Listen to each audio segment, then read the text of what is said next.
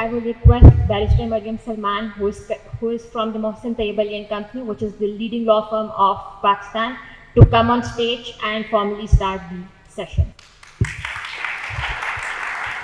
In the panel, we have Mr.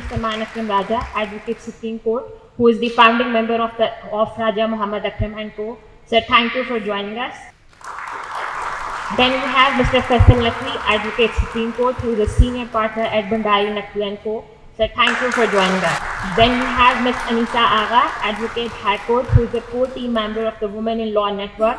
Madam, thank you for joining us. Then we have Mr. Waqqas Mir, Advocate Supreme Court, who is a partner at Access Law Chambers. And lastly, we have Ms. Mehak Zafar, Advocate High Court. Without any further ado, I would request Barrister Maryam Salman to formally start the session. Assalamu alaikum and welcome to our learned panelists. Salman sir, my first question is going to be to you. As we understand it, that the constitution is basically twofold. One is that it is for the governance of the state, and secondly, it enforces the fundamental rights of the citizens. So one can say that the constitution is sacrosanct because of the people, and the people are represented in the parliament through elections. By delaying the elections, is the obligation to protect the constitution being delivered? Well, the short answer is absolutely not, and I've written about it as well and argued in court as well.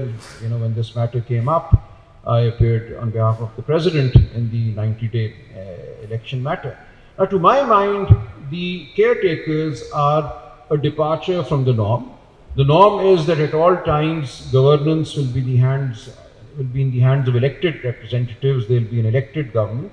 And for the first time, the 17th Amendment and then the 18th Amendment provided for caretaker governments in order to hold elections. Prior to that, the assumption was that the mandate of Article 218 of the Constitution to hold free, fair elections could be discharged by the Election Commission of Pakistan without the need for caretaker governments. So suddenly, now we are hearing this mantra that if elections are held in two provinces, then there will be permanent governments in those two provinces in October when elections are held for the National Assembly, and therefore the requirement of Article 218 that elections be carried out justly, fairly, honestly, and so on would not be possible. Now, that's patent nonsense. We've had elections. The original structure of our Constitution and of the 1956 Constitution and of the 1962 Constitution, or if you want to go back to 1935, always was that elections would be held with the incumbent government in office. So now whatever is being said to defy a clear mandate, a clear direction of the Constitution as reiterated by the Supreme Court, to my mind is the most blatant defiance of the Constitution outside a martial law in our 75 years. And what saddens me is that somehow this entire issue of this blatant defiance has been drowned out, as if it were, by talk about what should suo moto jurisdiction look like, who should have the power to take up a matter suo moto, how should benches be constituted. Now, these are all valid questions, okay? These are questions which were asked when Maulvi Tamizuddin brought his petition before the Sindh High Court and then the Federal Court. Who makes the benches? What should the bench look like? What should be the power of the Chief Justice? And this is an issue that has, I would say, affected every single major judgment in our constitutional history. You show me a judgment and I'll tell you which bench would have decided otherwise. So the bench that sat to adjudicate a particular matter in our history was always a bench that somehow reflected a choice made by the Chief Justice of the day, and that is where we are. After the Iftikhar Chaudhry and then the Saqib Nisar periods, there was conversation within the Supreme Court that I'm aware of, that rules be made, and the entire court assembled more than once, I'm told, and was unable to come up with a set of rules. And some of the people, associated with criticism of the suo moto jurisdiction, some of the judges, I'm told, were themselves not in favor of rules going forward. So we have this issue, who should form a bench, and the importance of the suo moto jurisdiction also, to my mind, is being exaggerated. Because there's hardly any suo moto case in our history which was not also accompanied by petitions filed by somebody or the other. So the suo motu action really just becomes ultimately a part of a set of petitions before the court. In the instant matter, the recent 90-day election matter, yes, there was a suo motu action, but prior to that, there were petitions already filed by the Islamabad High Court Bar Association and a few others. So those petitions were, adequate to grant the relief that the court ultimately granted. But the highlighting of the suo motu assumption really, to my mind, is a diversion, because even if there was no suo motu reference, the matter could still have been taken up, should have been taken up. And this was the classic situation in which the Supreme Court was confronted with almost all organs of the state, all state authorities that have a role to play in the conduct of elections, denying their mandate or saying that they would not hold elections.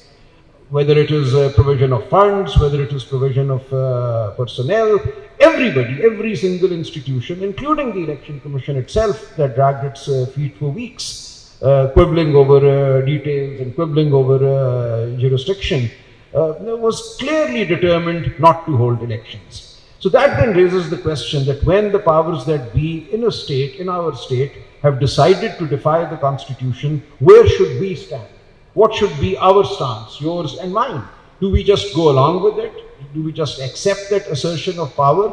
Or do we say, no, we will stand up, we will speak against it, we will act against it, and we will deny this most blatant violation of the Constitution and not get caught up with ancillary questions regarding constitution of benches and who should have been in the bench and who should not have been in the bench. There is nothing clearer in the Constitution than the 90-day limit. Elections have to be held no later than 90 days after the dissolution of an assembly. So that is the long answer. Thank you, sir.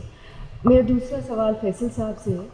Faisal साहब, एक तो for the audience आप थोड़ा सा explain कीजिएगा कि value of constitution क्या है, और दूसरा ये कि the unrest in the public जो है अभी apparent, do you think that the constitution is able to adequately serve as a means to resolving political conflict in present day Pakistan?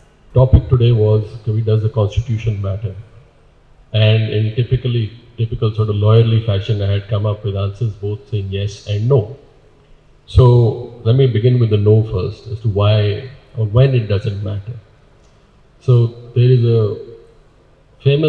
was a famous American judge called Judge Learned Hand, and he wrote a speech called The Spirit of Liberty, or The Spirit of Azadi, as you might say. And his point was that liberty lives in the hearts of men. And so long as it lives there, it needs no court, no law to protect it. And if it dies there, then no court, no law can protect it. तो अगर बात ये हो रही है कि जी इस मुल्क में कानून होगा या नहीं होगा, तो वो एक sort of ज़ाती फैसला जिसके ऊपर हर शहरी पे लाजिम है कि वो खड़े होकर फिर उसका जवाब दे उस सवाल का कि उसकी पोजीशन क्या है. वहाँ पे सिर्फ ये नहीं कि आइन कहता है कि नहीं कहता, बट फिर आइन की फिर इम्पोर्टेंस क्या है. आइन की इम्पोर्टेंस ये है या उसकी अहमियत ये है कि भाई आप इतने सालों से आपकी जो जनरेशन जो है उनका एक इत्तेफाक है कि जो हमारे मसाइल हैं हम उनको इस तरह से हल करेंगे, हम इस तरह से बैठेंगे, हम इस तरह से बोलेंगे, हम इस तरह से मिलेंगे, हमारी अदालतें जो हैं वो इस तरह से एक दूसरे के फैसले देखेंगी. वो एक तरह से रूल्स ऑफ द गेम है. इन रूल्स के बगैर, इन कवानीन के बगैर आप एक दूसरे से बात भी नहीं कर सकते. और जब आप बात भी करते हैं तो फिर एक तरीका होता है बात करने का, तो वो बेसिक रूल्स जो हैं वो कॉन्स्टिट्यूशन में है. अब आपका सवाल जो आता है कि जी is the constitution capable of handling this conflict? Well the answer is will see. ये अगर कोई चाहे कि उसने इसका जवाब नहीं देना या आइन को नहीं आगे चलने देना, एक आदमी कहे कि जी मसलन कानून मेरे पे लागू नहीं है, मैं इस वारंट को फॉर एग्जांपल नहीं मानता, तो क्या उसकी बात दुरुस्त है कि नहीं है, वो भी एक कानूनी सवाल है. एक आइनी इदारा कहे कि जी मेरे ख्याल से तो इलेक्शंस नहीं हो सकते, हालांकि कॉन्स्टिट्यूशन में लिखा हुआ है कि जी इलेक्शंस होने चाहिए. उस पॉइंट के ऊपर मैं वैसे वाज़ेह कर दूँ कि सलमान साहब ने तो जो बात की सो की. I think there is a simpler point to that कि आपकी जो कोई भी पोजीशन है अब उसके ऊपर सुप्रीम कोर्ट का फैसला आ चुका हुआ है.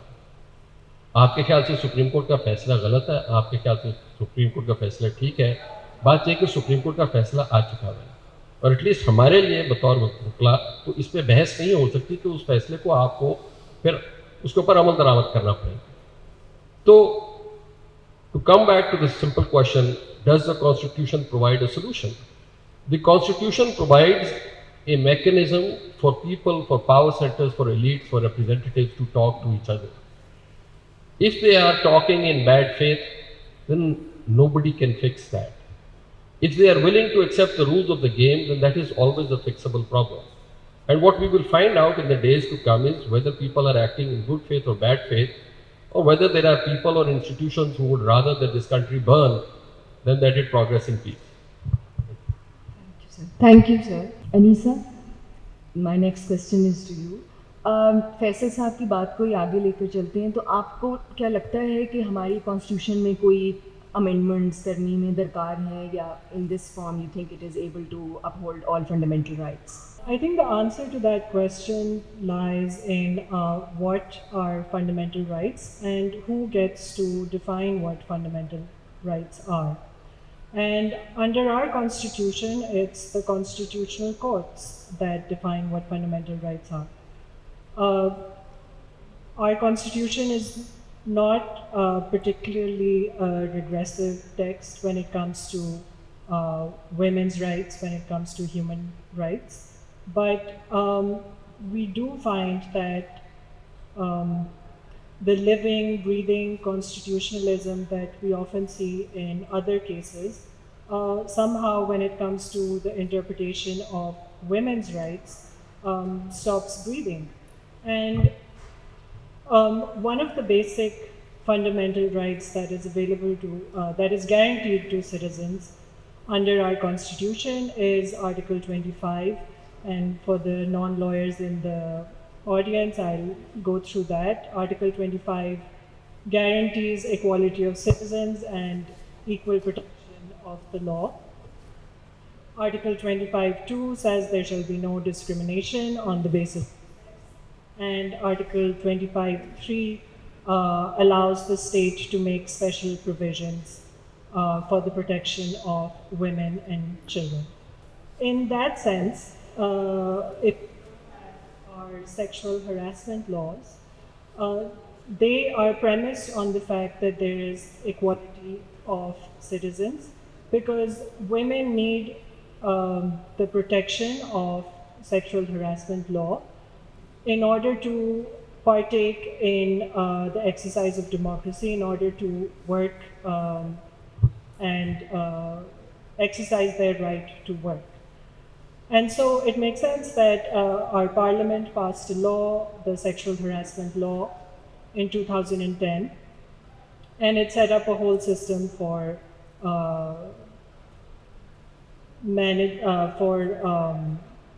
catering to sexual harassment claims. However, in 2018, there was a High Court judgment which essentially said that through the application of contractual principles, it interpreted the fundamental right to be protected against sexual harassment, and said that it does not count as sexual harassment because aapki jo sexual harassment hai, if it's not under or pursuant to an employment contract, then ये sexual harassment नहीं है. या अगर आपकी harassment workplace पर नहीं हुई, जहाँ लिखा होगा कि ये एक workplace है, तो that is also not harassment. Similarly, 1 year later, there's another judgment which says that unless sexual gratification is contemplated by the abusive conduct, then again that's also not sexual harassment. Anyhow, that confusion and loopholes in the law were resolved through efforts of parliamentarians, and a federal law was passed in 2022 which closed all of these loopholes. And then again, just 2 weeks ago, we have another High Court judgment which says that the whole edifice on which the sexual harassment law is based is the Ombudsperson's office, and that judgment now puts the constitutionality of that office in question because, forgot separation of powers. So I think and the judgment was just a simple judicial review case in which a decision of the ombudsperson was challenged, and it could have been struck down by, on the usual grounds of judicial review, like illegality, irregularity, procedural impropriety, etc. But no, the Honorable Court strikes down the entire law, the law titled the Enforcement of Women's Property Rights Act 2020. And when you would think that if there's a judgment striking down a law titled the Women's Property Rights Act 2020, it would have some discussion of, as I earlier said, one of our, the most basic fundamental right, which is Article 25, Equality of Citizens, and it would have some discussion of 25.3, allowing the state to make special provision for women. But what the judgment does say is that Parliament, in its zeal to protect rights of women, so I find that wording by the judges very interesting, that Parliament, in its zeal to protect rights of women, passed a law that was in violation of constitutional principles. And there was enough time and judicial ink to talk about Montesquieu, about Lord Acton. There was enough time to talk about Aaron Barak, but there was not enough time to discuss women's rights or Article 25.3 or CEDAW, the UN convention under which this law was promulgated. And I think in answer to your question, I think that when it comes to the enforcement or interpretation of fundamental rights that are such a crucial part of our Constitution, the fact that judges do not want to engage with women's rights as human rights at a jurisprudential level is disturbing. And then also, I think the most terrifying thing in all of this is that when I talk about these judgments, this is just my reading of these judgments. When I talk about these judgments with my male colleagues, I am reminded that these judgments are technically correct. So I think that it points to a constitutional crisis that lies at the heart of our democracy, which is the underrepresentation of women in the judiciary and in the legal profession. And that then cascades into narrower and narrower interpretations of women's rights, or just completely sidestepping the issue of women's rights as human rights. Thank you Anisa. Waqas, मेरा आपसे सवाल specifically freedom of speech और freedom of assembly के ऊपर है। हम सब ने रिसेंट जजमेंट पढ़ी है औरत मार्च के ऊपर, and where over there we were allowed, or the people who wanted to conduct the march, they were allowed to form a peaceful assembly, but the slogans were were said to be regulated, and also के speakers जो हैं वो अपनी oppression की stories मत बताएं वो. So you think was that or there was the obligation delivered over there of upholding rights? Well, I find the outcome on the whole pretty tragic. What happened, and I think there were three attitudes that were in play. One was the attitudes of the petitioners who were appearing. Then, the bargains that litigators who appear in cases that we constantly make on a minute-by-minute basis with judges when we think this is what our client wants and this is, is what will get us or what is good enough in a particular situation. And then the third is the judge's worldview of interpreting the Constitution. So I think the three interacted in a way which I find quite disheartening. As a Lahori, as a Pakistani, when you go to other Muslim countries, I feel very proud most of the time that we have public spaces where people can appear and, protest. So this whole idea that we need somehow the district government's permission is itself, something that we need to challenge. You need to protest and you need to assemble, and therefore you need the executive's permission for every little thing that you want to do.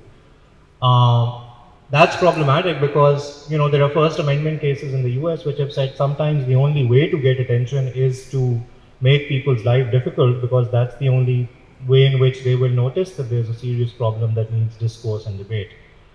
So I think that idea needs to be challenged. As Aneesa said, technically, yes, Samir pointed me helpfully to the Civil Administration Act, which we have in Punjab, which apparently requires an NOC of some kind.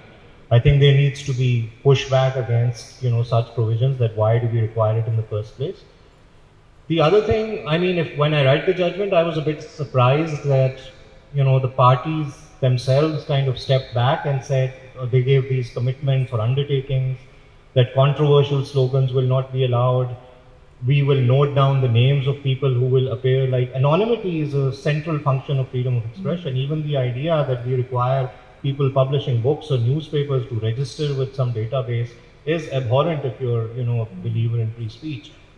So I think it's a real tragedy. And what I think is, particularly important for me, so somebody who believes in judicial restraint most of the time and, counts himself as a textualist, is that the judges didn't need to go into these questions. For example, what is a controversial slogan? Mera jism meri marzi, apna khana khud garam karo, मैं टांगे खोल के बैठूंगी जिस तरह मेरी मर्जी बैठूंगी, सब इस तरह की बात अगर आपको नामाकूल लगती है या गैर मुनासिब लगती है, आप ना जाएं उस प्रोटेस्ट पे, आप वो टीवी चैनल ना देखें जिस पे ऐसी बात हो रही है. इसका एक सिंपल सा जवाब है. सो आई थिंक हमारे मुल्क की जो तारीख है जुडिशल एक्टिविज्म की, उसकी एक बहुत बड़ी ट्रेजेडी ये भी है that the general public as well as the judiciary, or a large number of members of the judiciary have started thinking that everything that is that requires a debate somehow has a legal answer.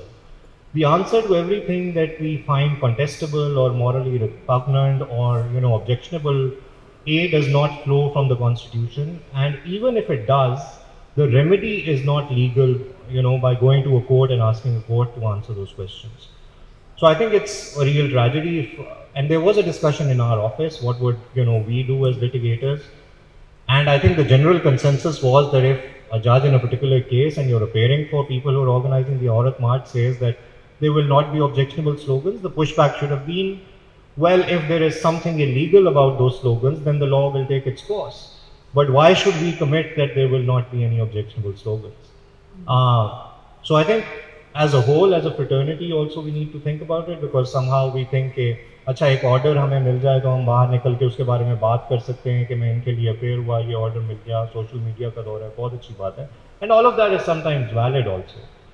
But there's a large C constitution, the physical text of the document that we play with, and then there's a small C constitution, which is the values, the aspirations, the debates that we're continuously having. And there is a constant interaction between them. There's also a space between the large C constitution and the small C constitution. And it's up to us how we negotiate that space and how we hold that space. And far too often, because we think कि कुछ controversial हो जाएगा, कोई एतराज़ उठा देगा, किसी को ये बात गैर मुनासिब लगेगी, उसका जवाब ये नहीं है कि हम अदालतों में अंडरटेकिंग्स दें या कोर्ट्स हमें ये बताएं कि आप ये अंडरटेकिंग दे दें तो मसला सॉल्व हो जाएगा. उससे सिर्फ लोगों की ज़बान तो शायद हम मोमेंटरली बंद कर दें, पर जो जहन है वो मफलूज हो जाएंगे और जो सवाल हैं वो कभी ख़त्म नहीं होंगे. और फिर ultimately it will play out in ways which will be far more distasteful. You know, that this comes out on social media against the judges, judiciary, in ways which are far more distasteful than, you know, they are imagining when these cases are taken up by them. So maybe the answer is not to get into those questions and let people say what they want to say. And if they say something illegal, the law will take its course and there will be another case, another debate, another litigation to take that up.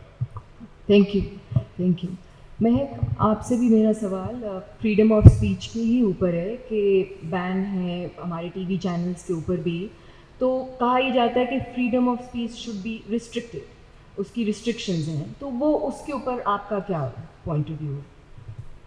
So, I mean, if you read the Constitution article that says that freedom of speech is a fundamental right, that allows for certain restrictions to be put into place. I think with respect to this August March judgment, for instance, the question then would be, TK restrictions are allowed, but is this a reasonable restriction?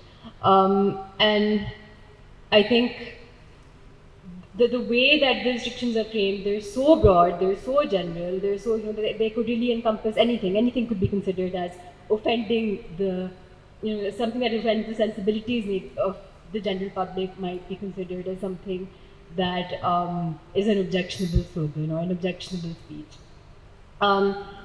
So in that sense, you know, and this obviously wasn't explored more in that case, but in that sense, I would say that restriction is not reasonable. It's too broad, it's too general, it's encompassing too much, and anything could fall under it.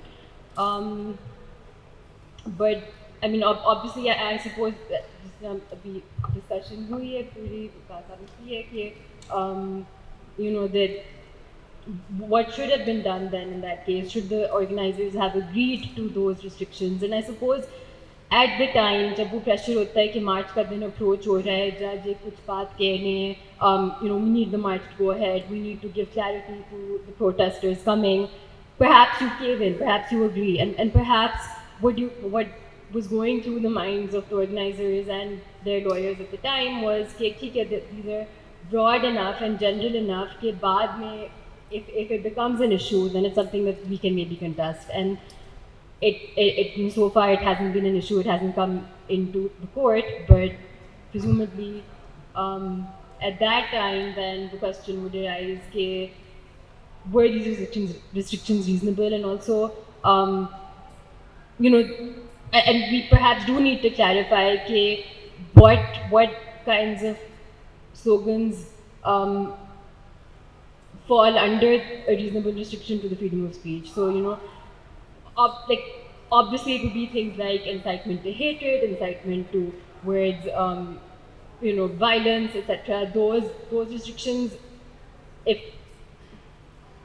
may be considered reasonable, but slogans such as "Mera Jism, Meri Marzi," I mean, the question is, should they be restricted? And interestingly, there has been a judgment by the Sindh High Court, which has actually said that "Mera Jism, Meri Marzi" is, you know, it's not an objectionable slogan. So I suppose that's already in support of Thank you.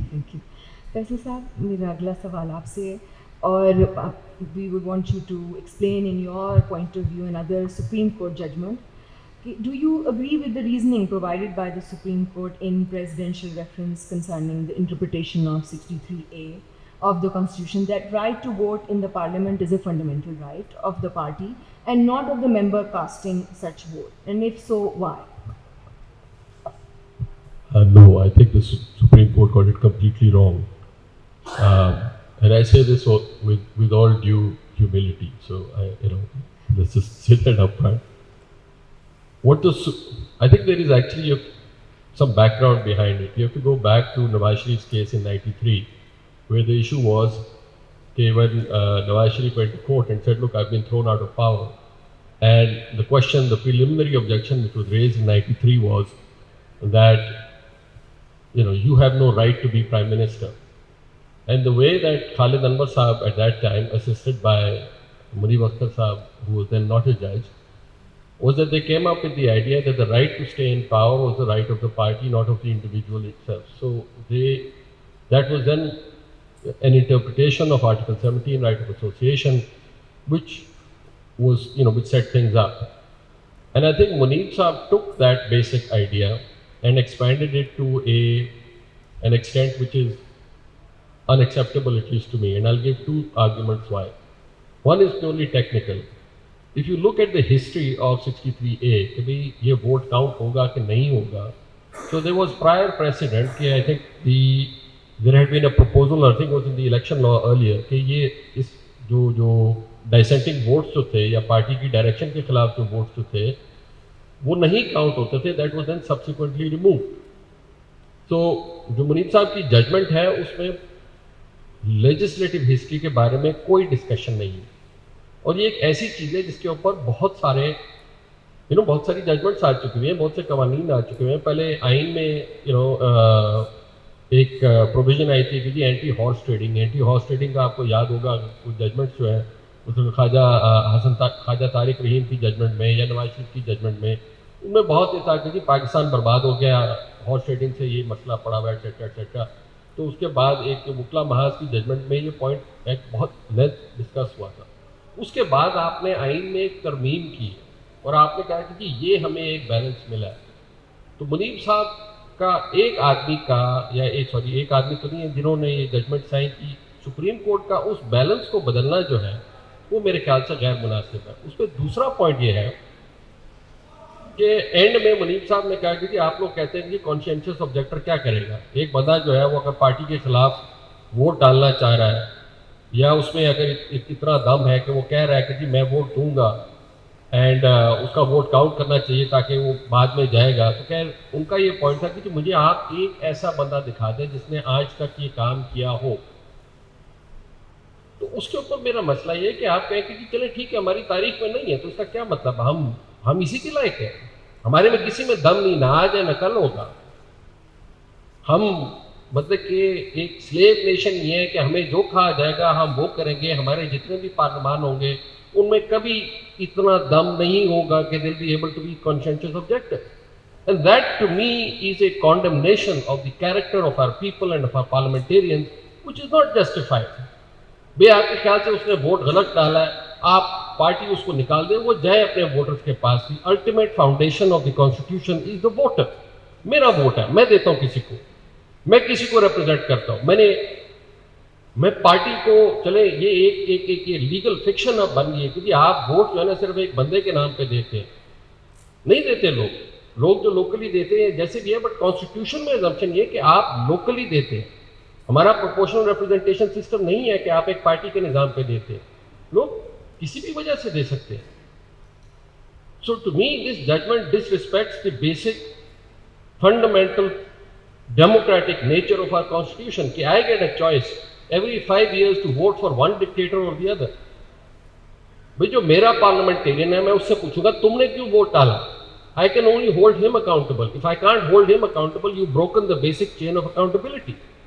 And it comes from, I'm sorry, a perspective कि जी ये लोग तो इसी लायक ही हैं. एक कोई बंदा leader बन जाएगा उसके मुताबिक चलेंगे. This is not an Imran Khan specific point, ये सारी पार्टीज का मसला हो सकता है. क्यों आज को ये पार्टी है, कल को फर्क पार्टी होगी. ये हमारे पॉलिटिक्स का, हमारी सियासत का एक मसला है कि जी हमारे सिर्फ लीडर होते हैं उसके नीचे सारे फॉलोअर्स होते हैं. But that's not the way politics, that's not the only way politics can be imagined. So at the end of the day, my problem with the 63A judgment is that it's a terrible failure of the imagination. Thank you.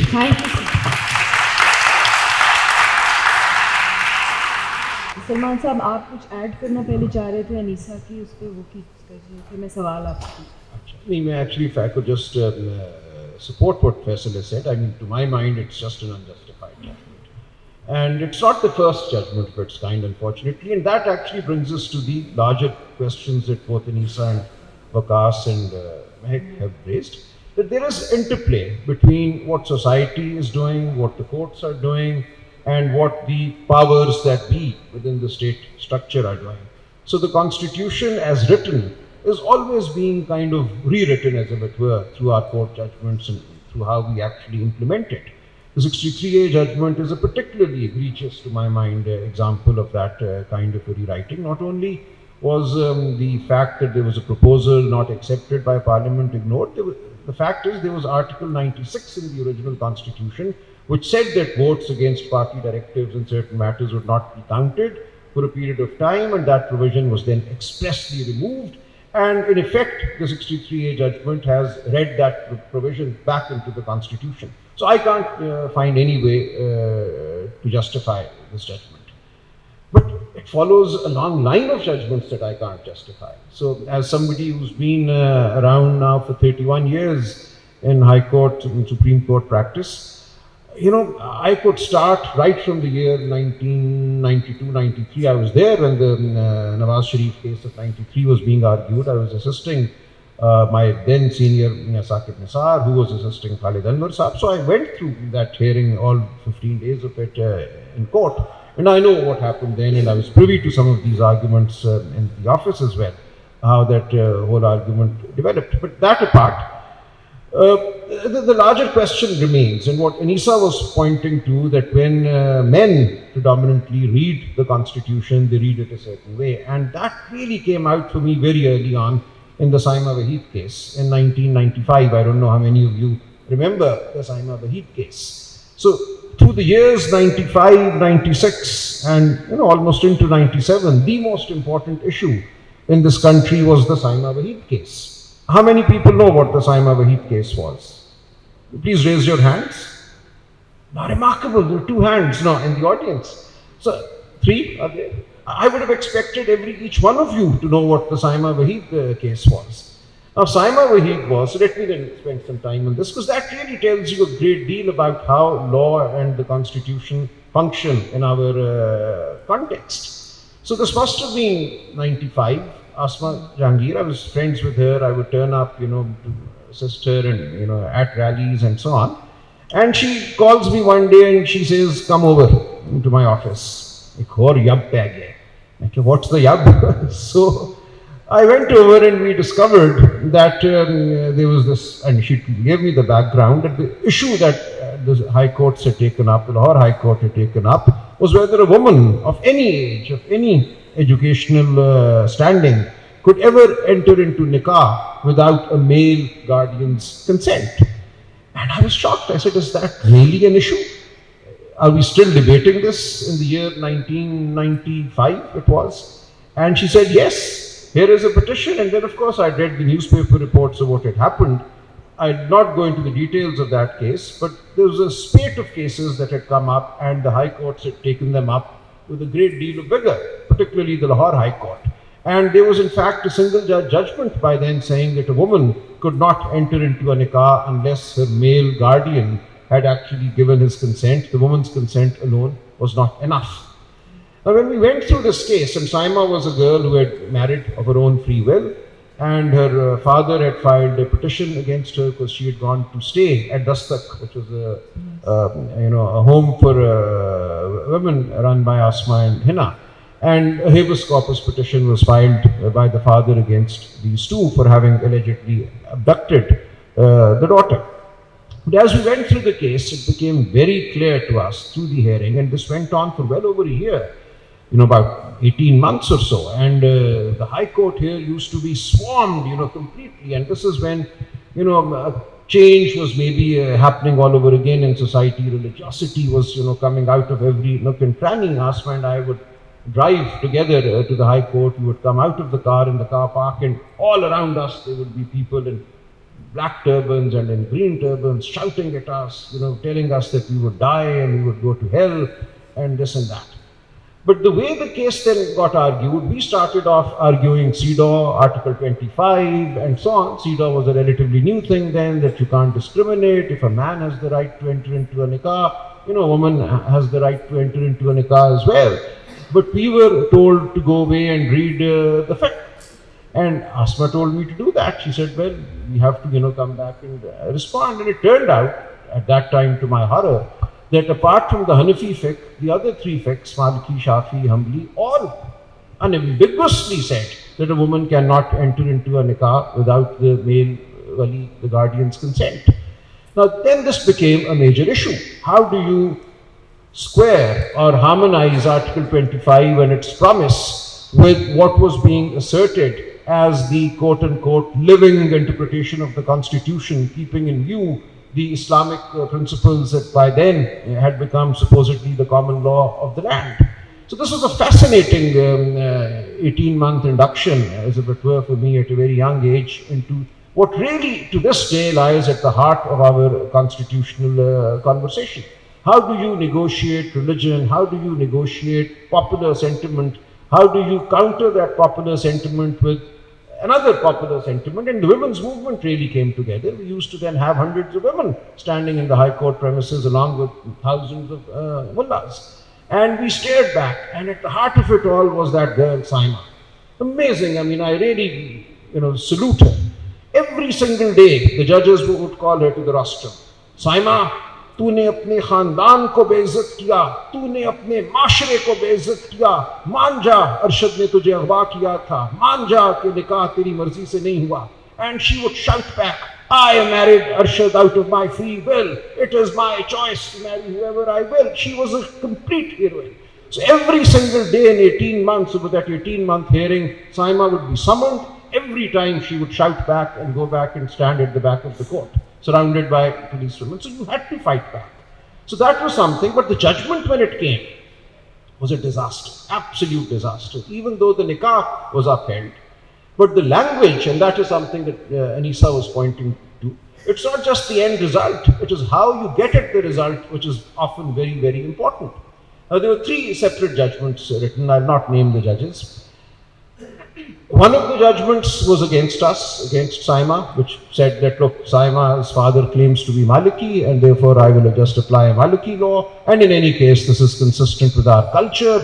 A girl must seek her parents, her father's consent. If the father is not available, then the brother. If the brother is not available, then the cousin. If the first cousin is not Puri, there's a whole list of who she should, seek consent of. And he says, therefore the nikah is void.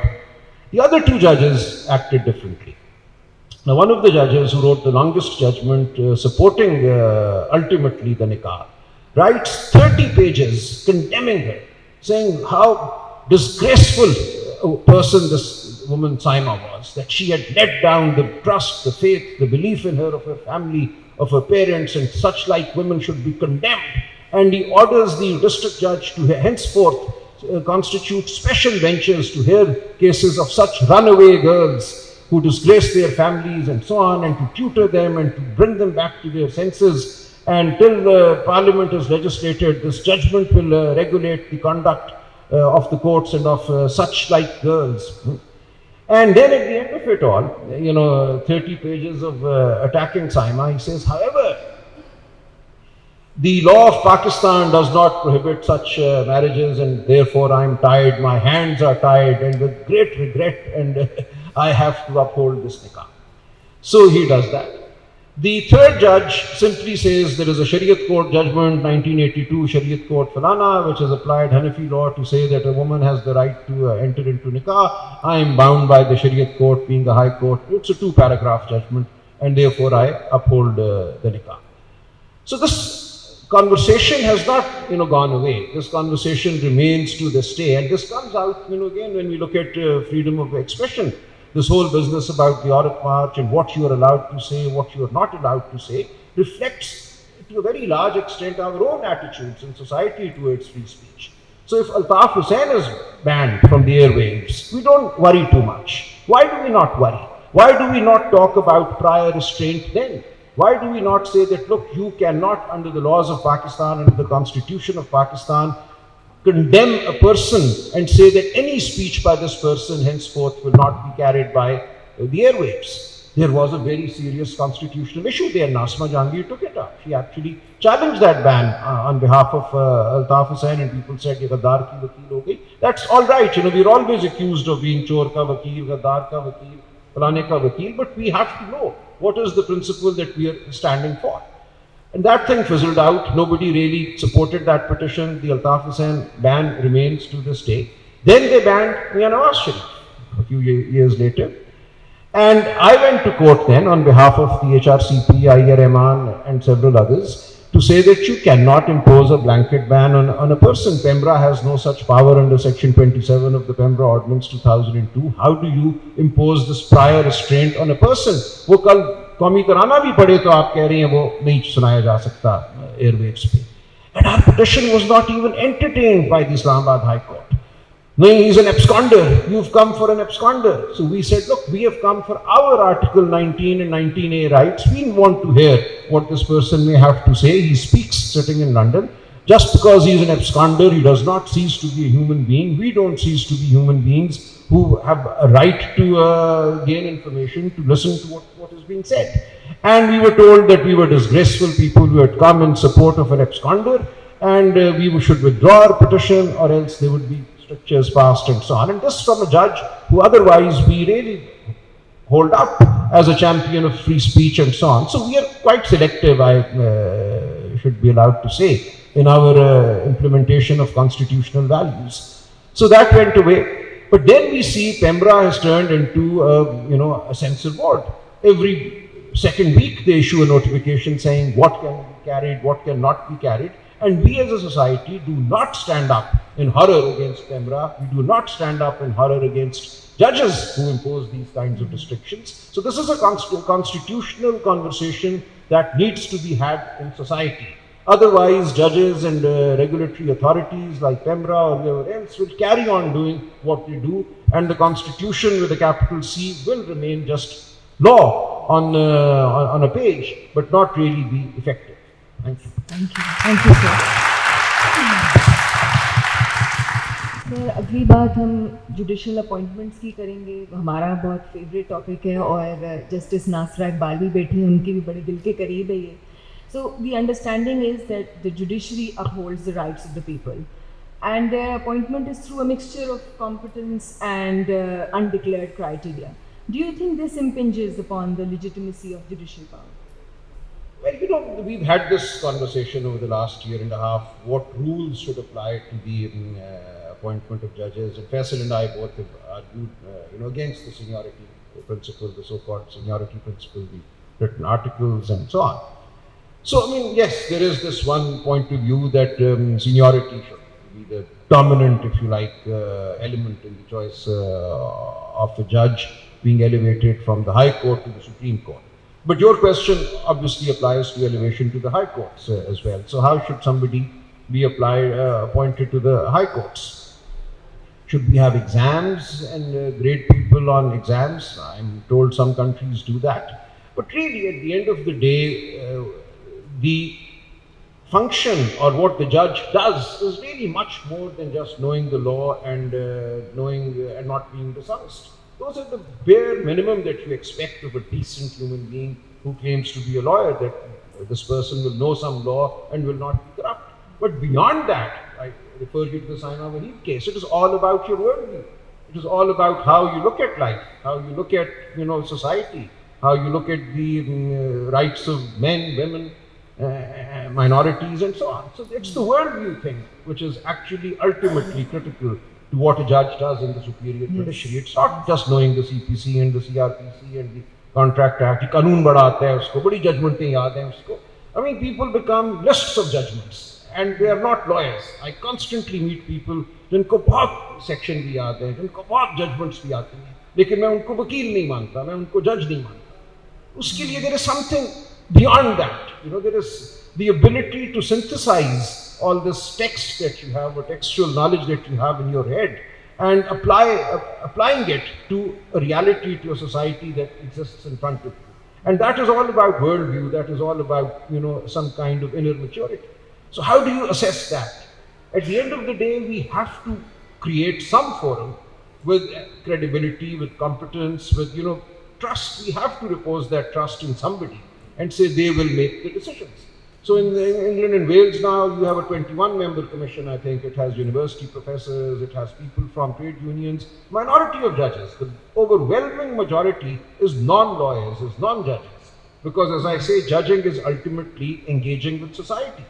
So you do that. In South Africa, they have a commission. Again, judges and lawyers are in a minority, non-judges are in a majority. Because you want to assess people for their values and their worldviews. So we need to come to some kind of an institutional framework and then trust that framework. You cannot constantly have rules like seniority or some exam and its marking. Thank you, sir. Aneesa, do you think that, ये Supreme Court में जब cases जाते हैं, तो do you think that in interpreting crucial constitutional provisions in high-profile disputes, the composition of the bench is important? Should there be always a full bench, or if there should be a composition, then what should be the mechanism in formulating a bench? I think that most cases that come to the Supreme Court or the High Court are essentially constitutional cases. So I don't think that if we implement the American system of having the whole court sit on every judgment, it would work in our system. Just because we have no institutional history of it, that's not the system that we've inherited from the British. But I think your question points to the power of the Chief Justice to orchestrate the composition of a bench so that a particular outcome can be achieved. I think making a full bench sit on constitutional cases is not going to solve that. I think we need to step further back and look at the composition of the Supreme Court as a whole. And for that, we need to, what diversity of opinion are we, aiming for, when at the end of the day, it's still going to be 95% men on the Constitutional Court. So we need to step back and look at what's the system of our judicial appointments. And secondly, what is the criteria that we use to appoint judges? So as far as who appoints the judges, it's the Judicial Commission of Pakistan under Article 175A. And that again is primarily judges, so senior judges, so all men, and the law minister, the attorney general, a retired judge, and then and a senior lawyer, which is again code for, a male lawyer. Appointed by the Bar Council. So our Judicial Commission of Pakistan that appoints judges to the Supreme Court is 100% nearly always men. So again, going back to my point that it is the underrepresentation of women that in the legal profession that informs the absence of women in the JCP, and then that leads to no women in courts. And I think we need to make a concerted effort to have more women in the legal profession. We need to address the systemic issues that hold women back. We need to let go of this myth of a level playing field for men and women. Why is it that, when I graduated from law school, there was roughly equal male students and female students. Even in the first year class of associates, if you look at them, it's roughly equal. But then when we look at it 20 years later, around the age of 45, which is when you can be appointed to the bench, generally it's like, where are the women? Like, which women should we appoint? But I think we really need to look at what happens 20 years earlier. Like, why did women leave? And the answer to that is like there's no maternity leave or maternity benefits for women. There is no child care support.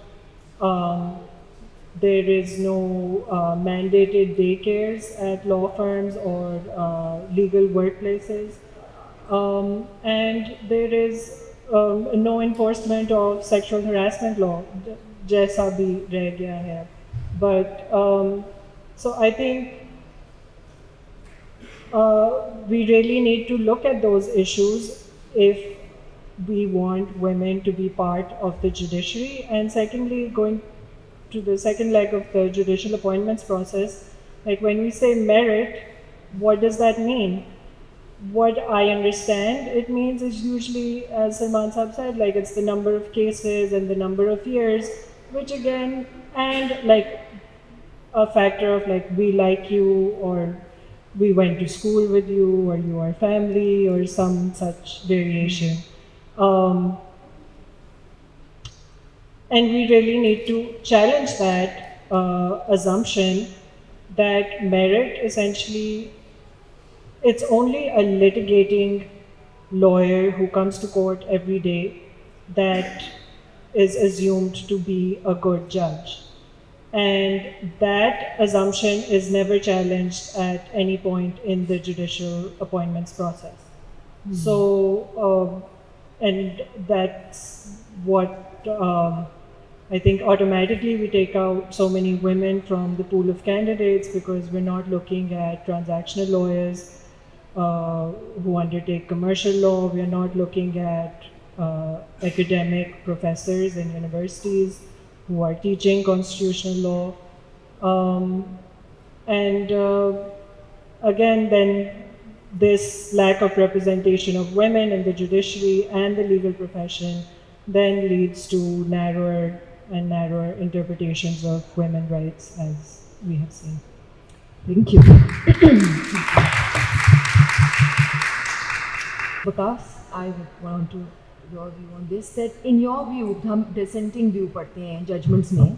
So in your view, what level of dissent is a healthy and advisable level within our Supreme Court?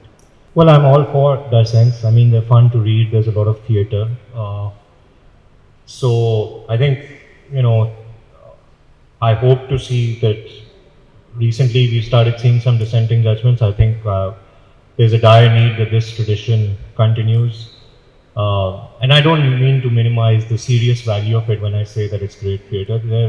When you're a law student, I mean, lots of professors have spoken about how when people like Scalia were in the minority and he was writing dissents, they're a lot more fun to teach because they're just so engaging, because there's a prevailing school of thought which you're taking head on, and you're saying, well, my colleagues sit atop this throne of American society and they think they can tell the people what to do. And so it really brings out the various perspectives that should and must always go into constitutional interpretation.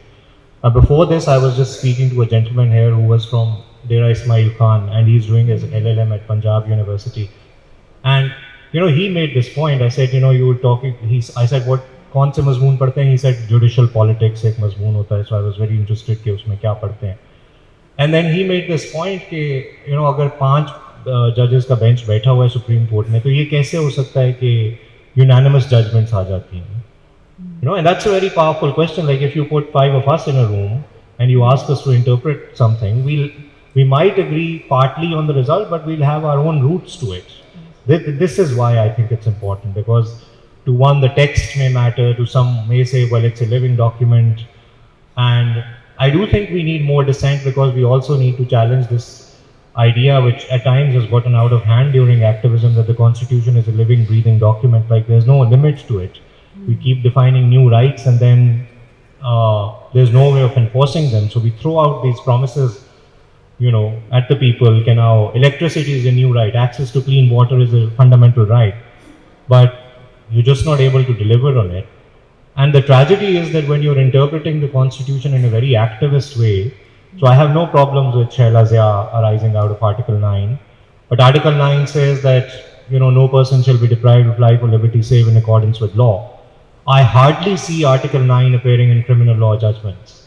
So we've taken Article 9 and we've said this is what life means. But what does life mean to a person who's brought before the court and who's actually in danger of losing his life because of illegal or coercive use of state power? And Yeah, so I'm all for dissents. I hope we see more of them. A, because I think the Constitution is primarily a political document and is enriched by different political perspectives. And B, I think because it tells society that there is no one school of thought which, controls what the Constitution means, and there's always diverse points of view. So when people say कि decorum खराब होता है, किसी जज का opinion अगर फर्क हो या वो अपने colleagues को challenge करे, I think that enriches the debate, that enriches what we do, that enriches society and the Supreme Court. So yeah, I think it's a great thing, and I hope we see more of it. Mehak, I'm going to ask the last question from you, and then we will take questions from the audience. Do you think that the institutions of state hold the power to deny their constitutional obligations, for instance, to provide protection and security in assistance of elections? Do you think that they have the power to deny this? So I think that elections are sort of the underpinnings of the Constitution, right? So the Constitution is based on this idea of by the people, for the people, of the social contract, of people voting for their representatives, and of these elected representatives then making the laws that sort of control our lives. So given the importance of the elections and given sort of the the voice of the people currently, right? The people on the streets currently sort of saying that we want elections, we want to, whoever their popular leader may be, that they want to vote for him, they want to see who they want to see in power. So in view of that, I don't think that any state institution has the power to defy that, right? The Constitution being creating these institutions, creating these bodies to give voice to the people, to us, to everybody. So I think in some ways. Salman Ahmad मान का question था, वो लेकर बैठे हुए थे, उन्होंने फैसल साहब से या सलमान साहब से पूछना था. So if he is here. ये सवाल बहुत सादा सा है कि हमारे यहाँ जब भी आइन के हवाले से कोई बात होती है कि आइन की इस प्रोविज़न के ऊपर अमल दरामद नहीं हो रहा, तो हम आर्टिकल 6 की बात करनी शुरू कर देते हैं कि ये तो हाई ट्रीज़न हो गई है और आर्टिकल 6 का इतलाक़ होना चाहिए. तो मैं, आप सीनियर्स बैठे हैं, तो ये समझना चाहता हूँ आप लोगों से कि वो कौन से ऐसे हिस्से हैं आइन के जिनके हवाले से आर्टिकल 6 का इतलाक़ किया जा सकता है या उस हवाले से बात होनी चाहिए, बजाय इसके कि कुछ भी या हल्का सा भी कोई मामला हो तो हम आर्टिकल 6 की डिबेट छेड़ के बैठ जाए. फैसल साहब, would you want to take this question? मेरे ख्याल से आर्टिकल 6 के ऊपर अगर नॉर्मली डिबेट ना ही हो तो बेहतर है. It's a simple political question. वो तो मतलब कि दूसरे को गाली निकालने के बराबर है. आमरीत हो, मिलिट्री कू हो जाए, चले आप तब बात कर लें. Short of that we should leave article 6 out of it because it is so emotive and so like a nuclear bomb of an option कि उसका कोई फ़ायदा नहीं. आई मीन कानून की बात करें, ये बात सही है, ये बात गलत है, बिकॉज आपकी सियासत नहीं चल सकती अगर आप दूसरे के ऊपर इन एसेंस मेलाफाइडीज का इल्ज़ाम लगा रहे हैं कि भाई वो बात कर रहा है वो ट्रीजन के मुताबिक है, के बराबर है. अनलेस इट्स एक्चुअल ट्रीजन और it is 250% treason, my suggestion is कि हम ऐसी बातों से दूर रहें.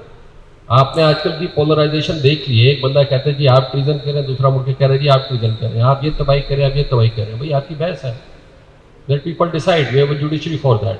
तो अगर थोड़ा टेम्परेचर इस लिहाज से कम हो जाए तो I think normally that would be better. Thank you. और किसी का कोई सवाल है तो प्लीज़. मेरा क्वेश्चन सलमान अगा साहब से. ऐसा आपने कहा कि जजमेंट सुप्रीम कोर्ट के रिहाई में वो फ्री, हमें उसकी इन्फोर्समेंट के ऊपर बात करनी चाहिए. जजमेंट के ताज़ा बात वर्डिक्ट की भी आ चुकी है, उसकी भी इन्फोर्समेंट की भी बात करनी चाहिए. जजमेंट फील्ड का मतलब ये नहीं होता. सबसे इम्पोर्टेंट आप इसके ऊपर भी बात करें कि जजमेंट की रिलायबिलिटी कितनी इम्पोर्टेंट है.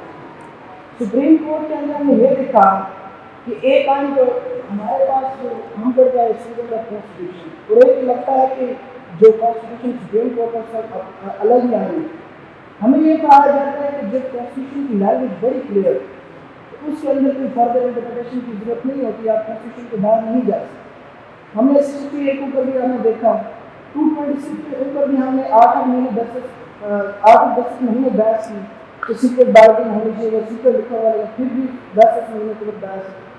ایون سے 253 کا جو آرٹیکل کا پروویژن ہے جو پراپرٹی کے لمٹس کے اوپر بات کرتا ہے, اس کو جسٹس جولائی نے سسپینڈ کر دیا.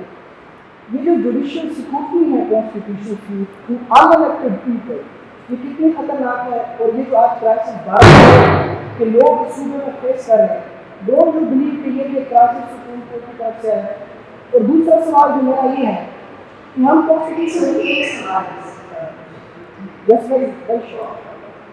سیکنڈ کوشچن یہ ہے کہ بعض ججز ایک کانسٹیٹیوشن کی پروویژن کو سامنے رکھتے ہیں کہ 90 days is written in the constitution. 119 کے اندر یہ بھی تو لکھا ہوا ہے کہ جو اس کانسٹیٹیوشن کو انٹرٹین نہیں کیا کہ جو سی ایم کی پاور ہے involve the assembly whether it's an absolute unqualified, آپ ایک آئین کو پروویژن کو ڈنڈا کر دیتے ہیں, دوسرے کا آپ جواب دے دیتے ہیں, تو کیا اس ججمنٹ کی کلیئرٹی کیا ہوگی, ویلیڈیٹی دے گئی ہوگی جو آپ دیتے ہیں. دیکھیے ایک طرح سے آپ نے خود ہی اپنے سوال کا جواب بھی دے دیا. آپ کے ایکچولی 3 سوال ہیں. ایک تو آپ نے یہ کہا کہ انفورسمنٹ کیسے ہوگی ججمنٹ کی, جب ججمنٹ سپریم کورٹ دے دیتی ہے تو اس پہ اگر عمل نہیں ہوتا تو کیا کریں. دوسرا آپ نے یہ کہا کہ آئین واضح ہوتا ہے اور پھر بھی ہم دیکھتے ہیں کہ ججمنٹیں آتی ہیں اور بڑا عرصہ عدالت میں بحث ہوتی ہے. اور پھر آپ نے ایک تیسری مثال خود دے دی کہ آپ نے 2 شکوں کو ملا کے پڑھا اور آپ نے کہا کہ اس شک کو اس کے ساتھ ملا کے پڑھیں تو جو 90 دن کی حد ہے وہ شاید ماند پڑ جاتی ہے. تو آپ کے تیسرے سوال نے پچھلے 2 سوالوں کے اوپر ایک طرح سے لکیر مار دی, لیکن میں بات تینوں کی کرتا ہوں.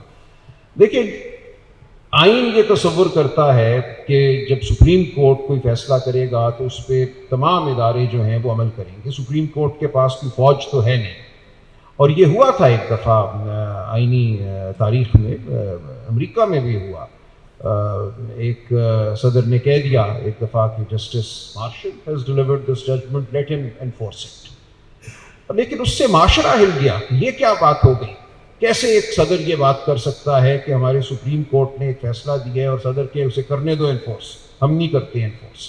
تو یہ تو ایک معاشرہ جو ہے اس کا ایک غیظ, ایک غضب, ایک غصہ, وہی بالآخر اداروں کو صحیح راہ پہ رکھتا ہے. ایک تنبیہ کے طور پہ ان کے سامنے ابھر کے آتا ہے کہ اگر تم نے سپریم کورٹ کی ججمنٹ نہ مانی, خواہ یہ ٹھیک ہے نہیں ٹھیک, تمہیں پسند ہے نہیں مانی, تو پھر ہمارے غیظ و غضب کا تمہیں سامنا کرنا ہوگا. تو جب تک معاشرہ آئین کو نہیں مانتا اور آئین میں سپریم کورٹ کے کردار کو نہیں مانتا تو اس وقت تک سپریم کورٹ کا جو کردار ہے وہ متزلزل ہی رہتا ہے. اور یہی وجہ ہے کہ امریکہ جیسے ممالک میں جو آئین کو حیثیت حاصل ہے وہ شاید ہمارے دلوں میں نہیں ہے وہ حیثیت آئین کی. میں کئی دفعہ یہ کہا کرتا ہوں کہ ہمیں شاید آئین بہت آسانی سے مل گیا. لوگ آئینی حکومت کا حصول جو ہے کرتے ہیں ایک لمبی جدوجہد کے بعد. امریکہ میں ایک آزادی کی جنگ لڑی گئی, اس جنگ کے بعد آئین سازی ہوئی. اس سے پہلے تاج برطانیہ کے خلاف ایک گفتگو جاری تھی, بڑے بڑے دانشور لکھ رہے تھے کہ کیوں ایک ہمارا آئین ہونا چاہیے, جمہوریت ہونی چاہیے. تو ہمیں بس 1947 میں مل گئی, کیونکہ کسی قسم کی ایک لنگی لنگڑی سی جمہوریت بہرحال انگریزوں نے قائم کی ہوئی تھی. گورنمنٹ آف انڈیا ایکٹ 1935 کے تحت وہی ایکٹ اٹھا کے ہم نے کہا یہ ہمارا آئین ہے, ہم چلیں گے. اور اسی طرح جب ہم 1973 کا آئین بنانے آئے تو ہم ایک شکست خوردہ قوم تھے. آئین عام طور پہ بنتے ہیں فتح کے لمحوں میں, جب ایک قوم نے اپنی ایک طرح سے اپنی تقدیر کا حصول کر لیا ہوتا ہے, وہ اپنے سب سے اعلیٰ و عرفہ جو جذبات ہیں اور جو اقدار ہیں ان کا اظہار کرتی ہے اور پھر اس آئین کو مانتی ہے. یہ ساؤتھ افریقہ میں ہوا, منڈیلا نے بھی آئین بنایا. دیکھیے جب ساؤتھ افریقہ میں ہماری نظروں کے سامنے 1992 سے لے کے 94 تک کا جو دور ہے, یہ تاریخ ساز دور ہے کہ آئین کیسے بنتا ہے اور آئین کے ساتھ ایک قوم کی وابستگی کیسے پیدا کی جاتی ہے. منڈیلا نے یہ کہا کہ یہ جو آئین کا مسودہ لکھا جا رہا ہے اس کو ہر گاؤں میں لے کر جاؤ, ہر زبان میں اس کا ترجمہ کرو, ہر چوپال پہ جا کے بیٹھو, لوگوں کو سناؤ, ان کی رائے لو. اور وہ لاکھوں آراء جب واپس آئیں تو انہوں نے کہا کہ ان آراء کو بھی اس میں شامل کرو اور پھر لوگوں کو جا کے بتاؤ اور ان کی زبان میں بتاؤ. اس کو انگریزی میں نہیں لکھنا صرف ہم نے, جو زبانیں ہیں لوگوں کی ان سب زبانوں میں لکھو اور زبانی جا کے ان کو سناؤ ہر گاؤں میں, ہر گلی میں. تو آئین سے ایک وابستگی پیدا کرنا ہوتی ہے. اور مجھے کبھی کبھی یہ گمان ہوتا ہے کہ ہمارے آئین سے وابستگی ایک طرح سے روحانی یا جذباتی نہیں ہے, یہ ایک فنکشنل قسم کی وابستگی ہے کہ اس کو ہم استعمال کرتے ہیں. اگر اس سے ہمیں کوئی فائدہ حاصل ہو جائے تو ہم فائدہ حاصل کر لیتے ہیں، فائدہ نہیں ہوتا تو ہم کہتے ہیں چھوڑو یہ کون سا کوئی صحیفہ ہے۔ اس لیے ہمارا جو آئین سے تعلق ہے اس میں تاریخی وجوہات کہہ لیجئے، ہمارا ایک ذہنی پس منظر ہے، ہمارا تمدن ہے، مجھے آئین سے وہ وابستگی کسی بھی سطح پہ نظر نہیں آتی۔ اور اسی کا نتیجہ ہے کہ ہمارے جج صاحبان بھی یہ سمجھتے ہیں کہ اعلیٰ ترین بصیرت اور بصارت کے مالک تو وہ ہیں، آئین میں جو لکھا ہے جب تک اس میں ان کی بصیرت شامل نہیں ہوگی اور جو وہ سمجھتے ہیں معاشرے میں ہونا چاہیے وہ عیاں نہیں ہوگا تو آئین کیا چیز ہے۔ لہٰذا آئین کو بالکل پڑھا جاتا ہے مخصوص زاویوں سے، لیکن یہ صرف ہمارے ملک پہ نہیں ہے یہ بات، اس بات کا انحصار اور ممالک میں بھی یہ ہوا، امریکہ میں بھی ہوا۔ امریکہ میں بھی یہ بحثیں ہوئیں کہ کیا ججوں نے اپنی منشا اپنی مرضی کے مطابق آئین کے الفاظ کو پڑھا ہے۔ دیکھیے آئین اگر یہ کہتا ہے کہ آپ کو گفتگو کی آزادی ہے، آپ کو اظہار کی آزادی ہے، لیکن مقننہ اس پر ریزنیبل ریسٹرکشن، یعنی کہ ایک ریزنیبل کا کیا ہوگا کہ ایک معقول نوعیت کی جو ہے قدغن لگا سکتی ہے۔ اب کیا ہے وہ معقول قدغن؟ اس کا فیصلہ معاشرہ کرتا ہے، اس کا فیصلہ جو ہے کہ جج بھی کرتے ہیں کہ کس چیز کو انہوں نے معقول قدغن سمجھنا ہے اور کس چیز کو نہیں سمجھنا۔ ہم واپس معاشرے میں آ جاتی ہیں، جو معاشرے میں گفتگو ہے، جو معاشرے کا اجتماعی ذہن ہے، وہ پھر فیصلہ کرتا ہے کہ کون سی معقول قدغن کو عدالت بھی برداشت کرے گی، اور عدالت کچھ چیزیں معاشرے سے لیتی ہے اور کچھ خود آگے بڑھ کے آئین کے اوپر اپنے ایک نظریات جو ہیں ان کو تھوپ دیتی ہے۔ یہ بالکل ہوتا ہے۔ اب تیسرا جو آپ نے سوال کیا یا جو مثال دی وہ بالکل اسی چیز کی مظہر ہے۔ ایک طرف آئین کہتا ہے کہ جب اسمبلی تحلیل ہوگی، وزیر اعلیٰ یا وزیر اعظم اسمبلی کو تحلیل کریں گے تو اس کے بعد 90 دن میں الیکشن ہوں گے۔ آئین میں نہیں لکھا کہ وزیر اعلیٰ یا وزیر اعظم کو کوئی وجوہات بتانے کی ضرورت ہے۔ جب صدر کو یہ طاقت دی گئی تھی آرٹیکل 58(2)B تو وہاں لکھا تھا، اور اس کو پھر بعد میں تشریح اس کی سپریم کورٹ نے کہ کیا وجوہات ہونی چاہیے اور ان کا معیار کیا ہونا چاہیے۔ دنیا کی پارلیمانی تاریخ پچھلے کم از کم 250 سال سے یہ ہے کہ وزیر اعظم یا وزیر اعلیٰ کی تحلیل کے بعد کبھی بھی عدالت یہ نہیں پوچھتی کہ آپ نے یہ تحلیل کیوں کی۔ اس کو ایک پولیٹیکل کویسچن یا پولیٹیکل ڈیسیژن تصور کیا جاتا ہے۔ جو ایک نقطہ ہمارے ہاں ایک جج صاحب نے اٹھایا وہ میری نظر میں غلط ہے۔ اسی لیے سپریم کورٹ میں جب BMLN تمام جماعتوں کے وکلاء پیش ہوئے، جب یہ معاملہ گیا 90 دن والا جو سو موٹو اور دیگر اسلام آباد ہائی کورٹ کی پٹیشنوں کے حوالے سے، تو کھڑے ہو کر مسلم لیگ نون کے وکیل صاحب نے کہا، منصور عوان صاحب نے، کہ ہم بالکل یہ اعتراض نہیں کرتے کہ وزیر اعلیٰ کی طاقت ہے یا نہیں ہے، اس کو ہم نہیں جسٹیشیبل بنانا چاہتے۔ تو یہ میری نظر میں ایک بہت ہی دانشمندانہ فیصلہ تھا کہ جتنی چیزوں کو آپ عدالت کے حوالے کریں گے اتنا آپ کا اختیار کم ہوتا جائے گا۔ کیوں آپ اس طاقت کو بھی جسٹیشیبل بنانا چاہتے ہیں؟ کیوں آپ چاہتے ہیں کہ اس کو بھی آپ عدالت کے رحم و کرم پہ چھوڑ دیں کہ کس وزیر اعلیٰ کی تحلیل جو ہے وہ قابل قبول ہے، کس وزیر اعظم کی تحلیل قابل قبول ہے اور کس کی نہیں ہے؟ تو یہ فیصلہ عدالتیں بھی کرتی ہیں، اپنی وہ جو ریسٹرکشن کو بڑھا دیتی ہیں چیزوں کو جسٹیشیبل بنا کر، اور جسٹیشیبلٹی کو ایک حد تک ہمیں روکنا بھی ہے۔ بہت سے معاملات ہیں انہیں پارلیمان اور جمہوری عمل کے حوالے رہنا چاہیے، ان کو عدالتوں کے حوالے نہیں ہونا چاہیے۔ تو یہ بحث چلتی رہتی ہے ہر جمہوریت میں جہاں آئین ہو، یہ بحث چلتی ہے۔ If I understand your question, آپ یہ کہہ رہے ہیں کہ کیونکہ ہماری پارلیمنٹ جو ہے وہ ڈس فنکشنل ہے تو پھر ہماری عدالتوں کے سامنے سوال یہ ہوتا ہے کہ وہ ایک فیصلہ لیں کہ نہ لیں، کیونکہ اگر وہ فیصلہ لیتے ہیں تو شاید اس سے کوئی بہتری ہوگی، اور اگر وہ فیصلہ نہیں لیتے تو پھر ہو سکتا ہے کہ وہ ملک کے لیے مفید نہ ہو۔ What you have just described by another name is the doctrine of necessity. اگر آج آپ یہ کہیں گے کہ کیونکہ پارلیمان نالائق ہے تو اس لیے جج صاحبان جو ہے وہ فیصلہ کر لیں، تو پھر اگر پارلیمان نالائق ہے تو پھر ان کو بھی ہٹا دیں، ان کی جگہ کسی ڈکٹیٹر کو لیں، کسی ٹیکنوکریٹ کو لیں۔ Your problem with your argument is that it proves too much. The second problem with your argument is کہ it never leads to a solution. آج آپ کہتے ہیں کہ آج میں یہ فیصلہ کر رہا ہوں، کیوں؟ کیونکہ یہ ضرورت ہے۔ تو جو پارلیمان تو سیکھے گی نہیں، پارلیمان تب سیکھے گی جب اس کو آپ چلنے دیں گے، جب آپ اس کے بعد الیکشن کرائیں گے اور جو لوگ نالائق ہیں ان کے خلاف آپ ووٹ ڈالیں گے، اور یہ ایک دن یا ایک سال या शायद 10 साल में भी ना हो. This is part of the problem here. कि unfortunately as I have grown older, the point is there are no quick solutions. We all have to wait. Maybe the parliament is incompetent. Why don't you trust them to be competent? Why don't you trust them to make laws? Because if you keep on taking shortcuts, you will only ingrain the shortcut in your polity. और कल को वही होगा. I'm not disagreeing कि parliament बहुत सारी चीज़ें नहीं करती, पार्लियामेंट के मसाइल हैं, लेकिन जब तक कि हम वो मसाइल ठीक नहीं करेंगे, उनको जड़ से हम उस मसले को नहीं उसको पकड़ेंगे, तब तक आपका यही चलता रहेगा कि जी कहीं ना कहीं से जी ये आज देखें हम फिर से फंस गए, हमें ये नेसेसिटी चाहिए, हमें वो नेसेसिटी चाहिए, मर गए, बर्बाद हो गए. भाई ये आपका आइन है, आपको पसंद नहीं तो आइन बदल दे, वरना उसके मुताबिक चलें.